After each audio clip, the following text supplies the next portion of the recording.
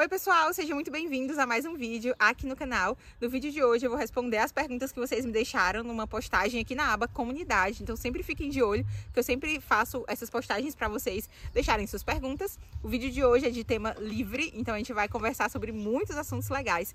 Se você gosta desse tipo de vídeo ou gosta de conteúdo sobre organização, hábitos, vida cristã, deixa um like nesse vídeo, considere se inscrever nesse canal se você ainda não for um inscrito. E agora bora lá para as perguntas. Primeira, oi Gabi, poderia falar sobre como se planejar para engravidar? O que acha essencial para uma mamãe de primeira viagem?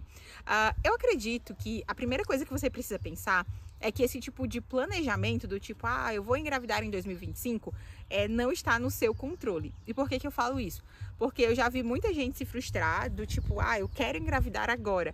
E a gente ter tecnologia e meios de planejar uma gravidez hoje em dia, parece que a gente está nesse controle. E pode começar aí uma frustração do tipo, eu quero engravidar agora. Por que eu não engravidei ainda, sabe? Eu tô só dizendo que isso é uma possibilidade. A gente acha que no momento em que a gente vai querer engravidar, a gente vai conseguir engravidar. E eu acho que isso você já pode começar toda essa história de gravidez com muita frustração e com muito ressentimento. Então eu acho que é muito importante desde o início a gente entender que é Deus quem dá vida, sabe? E eu acho que isso vai mudar a maneira como você enxerga a gestação e todo esse processo. Para além disso, você procurar entender, aprender mesmo o que Deus diz sobre filhos e qual é a visão bíblica sobre filhos. Porque se a gente quiser, eu quero ter filho porque eu acho que é mais um marco na minha vida, porque eu acho que isso vai me trazer realização, porque eu gosto de criança, né? Isso são motivos interessantes, mas o principal deles é por causa daquilo que Deus diz sobre filhos, sobre família, né? Então acho que entender tudo isso é um bom começo para você pensar em gestação. E de maneira muito prática, eu diria para você, na minha gestação, eu dividi tudo em 3 períodos. No primeiro trimestre, eu procurei estudar sobre a própria gestação. Então, o que é gestação, o que eu posso comer, o que eu não posso, o que é proibido, o que é permitido, quais são os exercícios que eu posso fazer, o que acontece no meu corpo, né? Então, eu procurei estudar sobre gestação. E aí é todo um universo. Eu foquei nisso nos 3 primeiros meses. No segundo trimestre, eu foquei no enxoval, porque uma coisa que pode tirar a sua paciência e a sua paz, especialmente no primeiro filho, é justamente essa questão de enxoval, porque existe um mundo de coisas que você pode comprar e isso pode ser uma verdadeira dor de cabeça aí na sua vida como mãe, como grávida, né? Então, foca no enxoval. Aqui tem um vídeo com os essenciais de enxoval. Eu optei por um enxoval enxuto, por um enxoval simples, porque simplicidade é o meu lema de vida e até hoje isso tem me ajudado muito no dia a dia com o Timóteo, me poupou muita dor de cabeça na gestação, me poupa muita dor de cabeça agora com o bebê do lado de fora. No terceiro trimestre eu foquei no parto e na amamentação. O parto é muito importante, bem que você, eu quero marcar uma cesárea, eu quero uma cesárea. Você precisa saber o que acontece no seu corpo, né? Para que você tenha esse domínio mesmo das coisas. Então, procura saber o que é um parto, o que é um parto normal, o que acontece na sua vida, quais são os hormônios, o que é um parto. Parece que você sabe, mas deixa eu te dizer, você provavelmente não sabe. Então, a amamentação. E eu diria para você estudar sobre rotina de bebê também. Sono e rotina de bebê. Porque o bebê dentro da barriga é um universo. O bebê fora da barriga é outro universo completamente diferente. Então, tenta estudar também sobre rotina. Vai para casa de alguém que tem um bebê, né? Uma família que você gosta, que você sabe que eles estão fazendo um bom trabalho e tenta ver como é o dia a dia deles. Eu acho que isso vai ser muito bom para você. Olá, Gabi, vocês pretendem ter quantos filhos? Tem isso decidido ou não? E aqui entra um pouquinho da questão do Pedro tá aqui me ajudando, por isso que eu tô entregando o celular. Aqui entra um pouquinho do que eu falei sobre planejamento e você entender que é Deus quem dá a vida, sabe? A gente não tem um número, a gente quer ter muitos filhos, a gente quer ter uma casa cheia, a gente sabe dos desafios disso, mas as alegrias que a gente imagina que ter uma casa cheia nos proporcionam são muito maiores, né? A gente quer ter uma casa cheia, mas a gente precisa trabalhar com a possibilidade de, inclusive, não termos mais nenhum filho, né? Sei lá, de Deus simplesmente só nos dá o Timóteo, né? Então, não é algo que a gente tem definido, porque pra gente não faz sentido. Pode ser que eu diga, quero ter 3. E aí, se Deus mandar o 4, o que eu vou fazer? Ou então, quero ter 5 e Deus não manda mais nenhum, né? Então, pra gente, não faz muito sentido, mas queremos casa cheia, queremos ter muitos filhos se Deus nos abençoar. Próxima pergunta. Oi, você acha importante se guardar para o casamento? Muda algo fazer isso? O que eu acho importante? Eu acho importante que você obedeça a Deus. Para além de, quais são os benefícios de se guardar para o casamento, né? É quase uma teologia da prosperidade, da sexualidade, de olha, você vai ter isso e ter aquilo. Você precisa obedecer a Deus, porque obedecer a Deus é a recompensa. não existe... claro, existem benefícios, existem coisas boas que vêm da obediência. Mas obedecer a Deus é a recompensa em si mesmo, né? Então, por que você acha importante se guardar para o casamento? Porque Deus disse. É isso, porque Deus disse. Eu poderia terminar a resposta aqui, né? Mas Deus inventou o casamento, Deus inventou o sexo. E Deus colocou o sexo dentro do casamento, para ser desfrutado dentro do casamento. E eu sei que a vontade de Deus é boa, perfeita e agradável. E eu quero obedecer a Deus. E por isso que você deve se guardar para o casamento. Porque você ama esse Deus e você quer obedecer esse Deus, fazer a vontade dele. E isso sim, você vai colher frutos maravilhosos disso também. Onde vocês moram? Caxias do Sul, no Rio Grande do Sul. Próxima pergunta. Oi, Gabi, como você e o Pedro fazem para ter um tempo juntos na correria do dia a dia? Tem algum dia marcado na semana ou tiram um tempinho todos os dias? O Pedro trabalha de casa, eu também, mas o Pedro trabalha de noite. Além de trabalhar de dia, ele trabalha de noite também, até as 10 da noite. Então a gente não tem como separar um dia na semana, né? Tipo a sexta, pra ter ali um momento só nós dois de date e tal.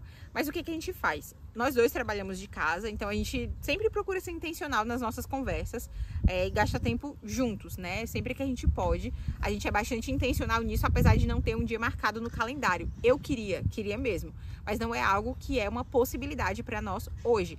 Mas uma coisa que nos ajuda a ter esse tempo de casal é rotina de sono do Timóteo. Então a gente sabe que às 7 da noite a gente vai botar ele para dormir e ele vai dormir, né? Então, desde o começo a gente prioriza muito rotina de sono, porque a gente sabe que para criar bem filhos, a gente precisa regar o nosso casamento, a gente precisa cultivar o nosso casamento.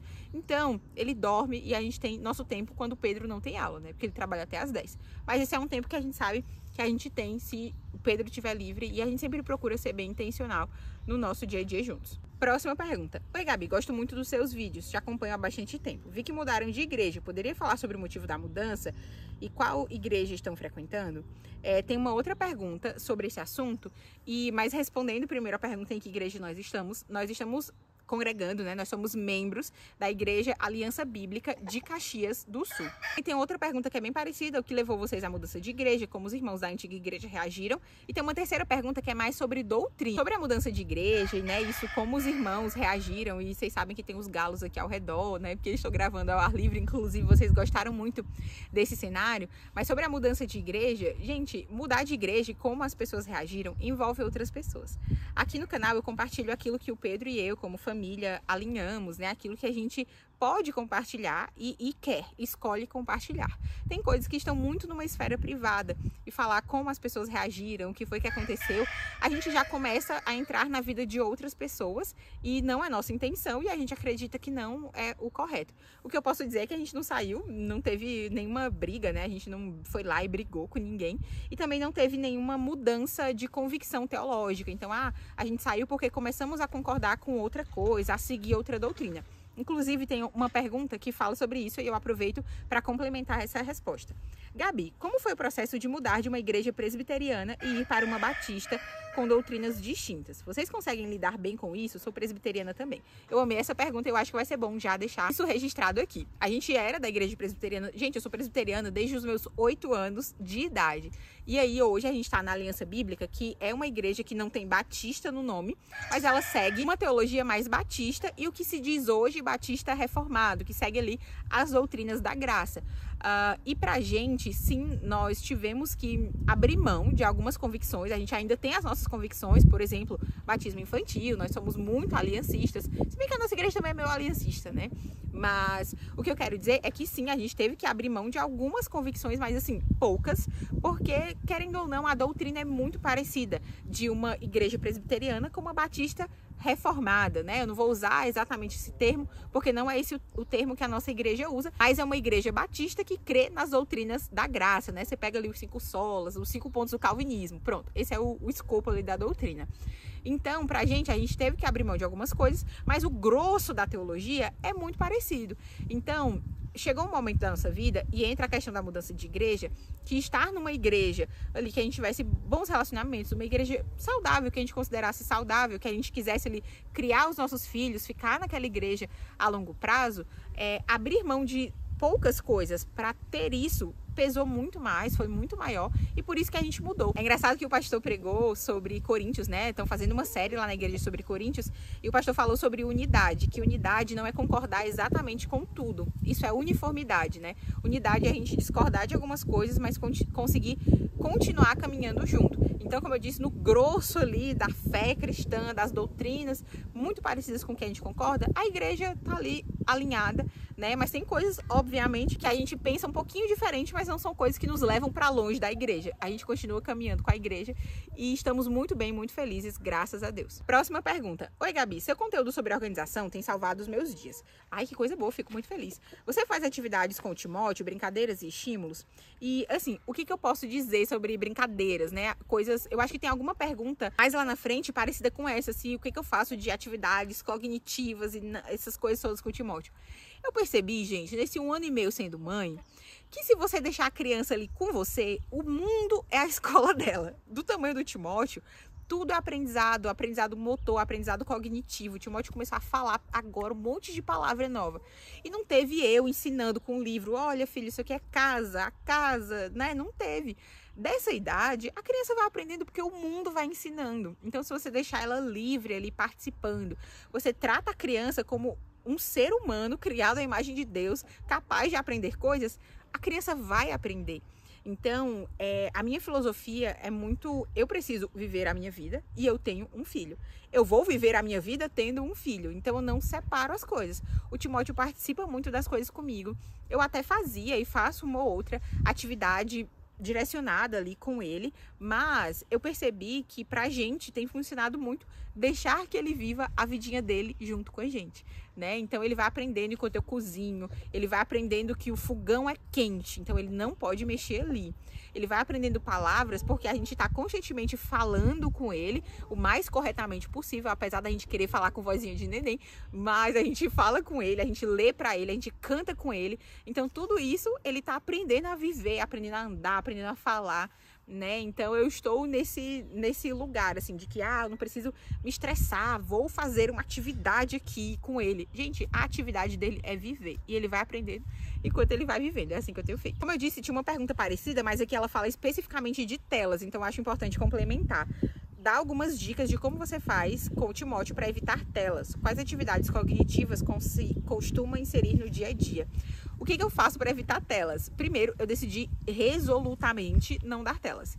Então, não tem nenhum momento que isso passe pela minha cabeça, de verdade. Pode ser que apareça alguém dizendo assim, espero ter 2, espero ter 3. Mas todo mundo, quando eu não tinha nenhum, dizia, espero ter 1, né? Então, primeiro, uma coisa que super nos ajuda é não ter TV em casa. Eu sei que essa não vai ser uma decisão para todo mundo, mas não ter uma TV nem me dá a possibilidade de ligar a tela. Eu não vou dar o celular para ele. Então, de verdade, decidir resolutamente é o que...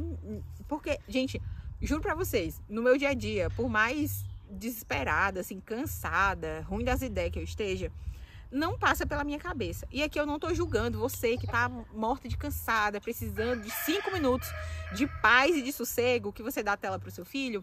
Você vê o que você faz na sua vida, né? Mas pra mim, funciona eu decidir não dar. E é aí que eu não dou, né? Quando eu decido uma coisa, isso fica muito mais fácil pra mim. Porque eu não preciso ficar, será que eu vou dar agora? Será que eu não vou dar? E o que eu vou fazer pra não dar? Eu tô vivendo a vida, é o que eu falei anteriormente, né? Como é que a gente tá fazendo com o Timóteo para não dar tela? Ele faz tudo com a gente, então eu não preciso estar sempre entretendo ele, eu não preciso de atividades. Aí o que você falou, né? Às vezes a gente pensa que não dar tela é passar o dia fazendo atividades, né? Então eu vou fazer meu filho pintar um quadro, ler um livro. Não, ele só precisa viver a vida dele, aí ele vai aprendendo a fazer as coisas, ele vai imitando a gente. E essa questão da imitação é um negócio, né? Porque se ele me vê muito no celular, ele se interessa pelo objeto celular.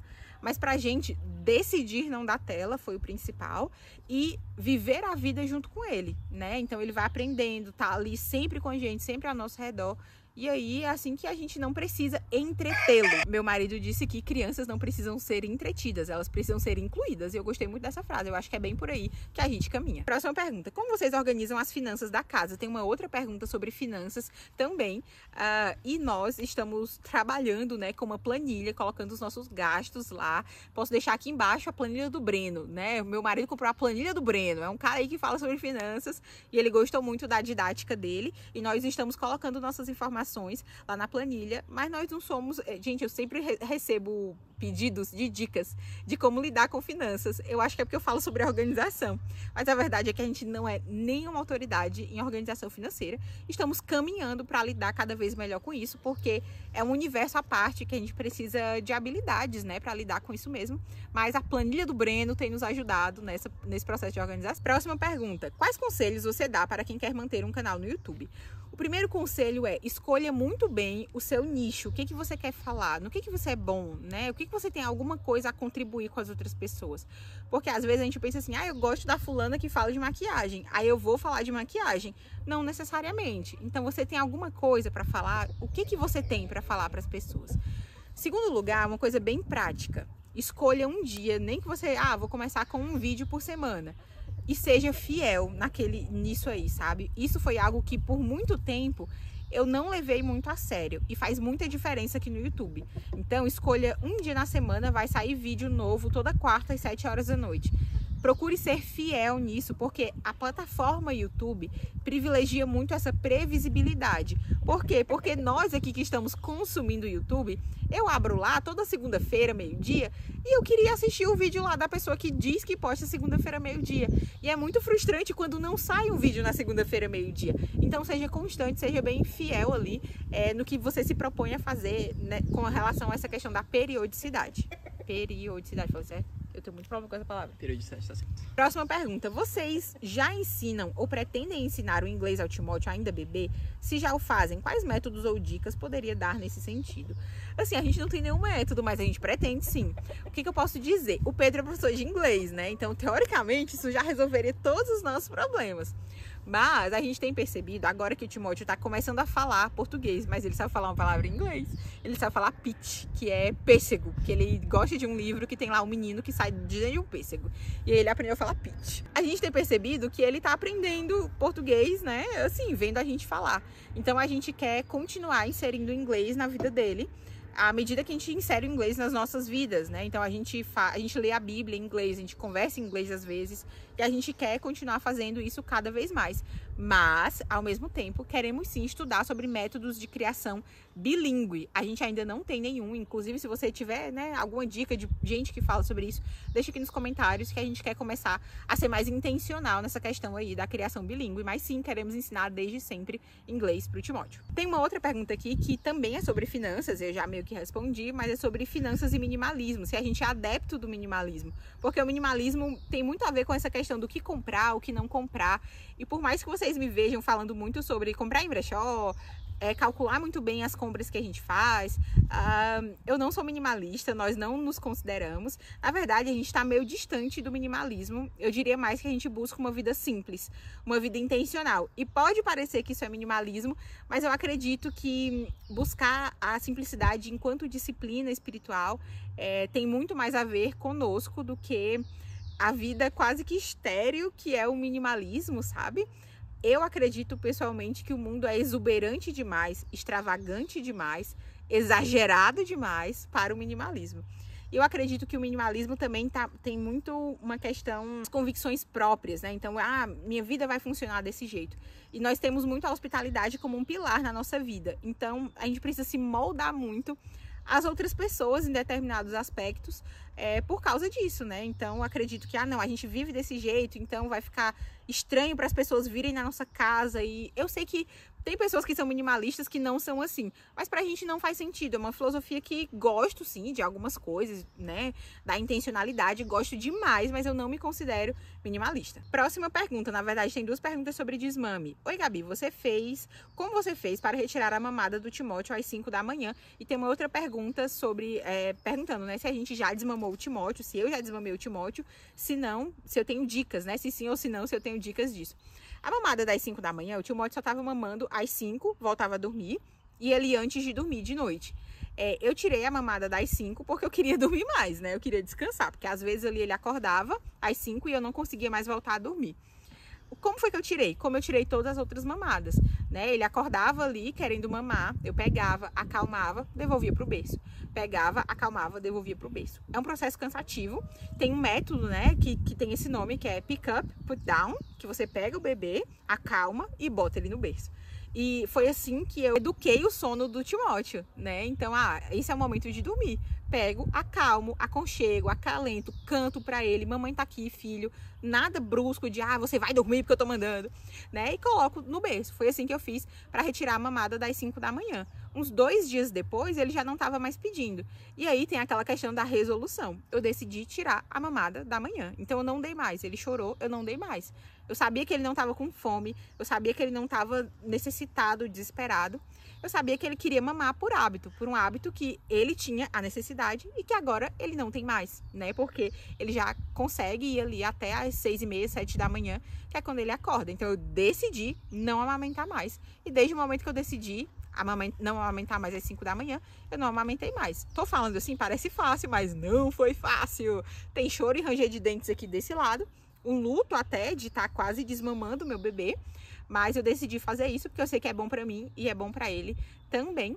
E sobre desmame, eu ainda não desmamei, eu ainda amamento ele ali, eu amamento, dou banho e boto pra dormir de noite, mas eu tô bem perto de fazer isso, bem perto mesmo. Daqui, se você me perguntar de novo daqui a uma semana, 10 dias, talvez eu já tenha desmamado, e eu acredito que vai ser mais fácil do que das 5 da manhã, porque ele dependia dessa mamada das 5 da manhã para voltar a dormir, e de noite não depende da mamada da noite para dormir, porque ele mama, toma banho e vai dormir. Ele não tem essa associação de sono da mamada com a dormida, né? Então eu acho que vai ser mais fácil.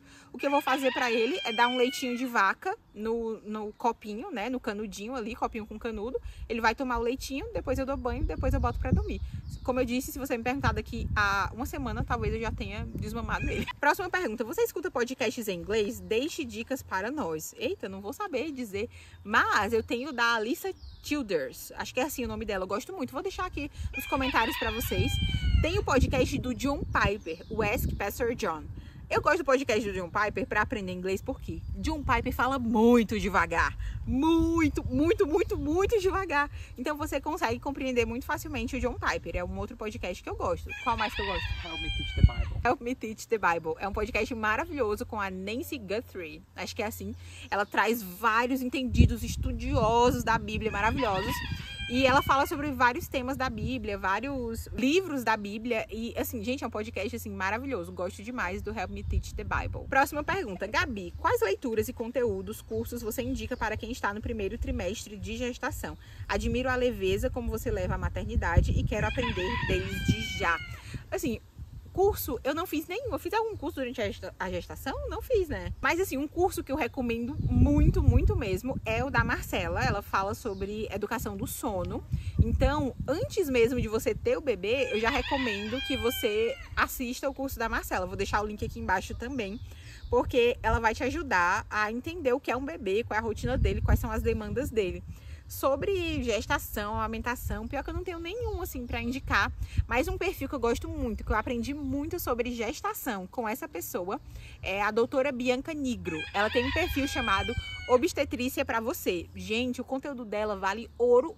Não é um curso, tá lá de graça e você pode maratonar todos os destaques dela, que você vai ter uma gestação muitíssimo mais leve, sabe? E a Marcela vai te ajudar, a doutora Bianca Nigro vai te ajudar com o bebê dentro da barriga. A Marcela vai te ajudar com o bebê fora da barriga, a ter uma rotina bem tranquila com o seu bebê e a ter uma maternidade mesmo, uma experiência de maternidade mais leve. Gabi, como você consegue organizar bem o seu ano e se manter firme nesse planejamento durante os meses sem desistências? Gente, é trazer o planejamento anual para o planejamento mensal, para o planejamento semanal, para o planejamento diário. Eu gravei um vídeo planejando janeiro com vocês e nesse vídeo eu falo exatamente como é que eu pego essas metas macro, essas metas grandes e vou colocar essas metas no meu dia a dia. Então é uma meta anual, mas o que eu posso fazer amanhã para trazer essa meta anual para minha vida, para cumprir um pouquinho dessa meta anual? Eu vou deixar aqui no box de descrições Esse vídeo aqui eu planejo janeiro junto com vocês e vocês vão ter essa ideia melhor de como é que isso acontece. Qual livro você indica pra menina de 13 anos? Obrigada, Gabi, por sua gentileza. Ai, que legal, gentileza. Achei essa palavra assim tão bonita. Eu indico a saga Wingfeather. Eu gosto muito dessa saga, é uma saga de fantasia. Indico pra meninas e meninos. É uma história maravilhosa, então recomendo pra meninas de 13 anos. E recomendo também o Caminhando para o Céu, da Elizabeth Prentice. É um livro maravilhoso e eu acredito que meninas de 13 anos já vão se beneficiar dele. E meninas que já gostam de ler, mulherzinhas, né? Ah, sim, Mulherzinhas. Eu acho que com 13 anos, se a menina já tiver, assim, uma carga, conseguir ler, assim, o hábito, não é nem uma intelectualidade, conseguir compreender coisas, não é isso. É porque o Mulherzinhas é um calhamaço, mas eu acho que 13 anos já dá. E o Anne de Green Gables, gente, é maravilhoso. Lê a Anne de Green Gables, eu amei. Gabi, tem indicação de um bom livro que fale sobre perdão? Tem o Perdoar, do Timothy Keller.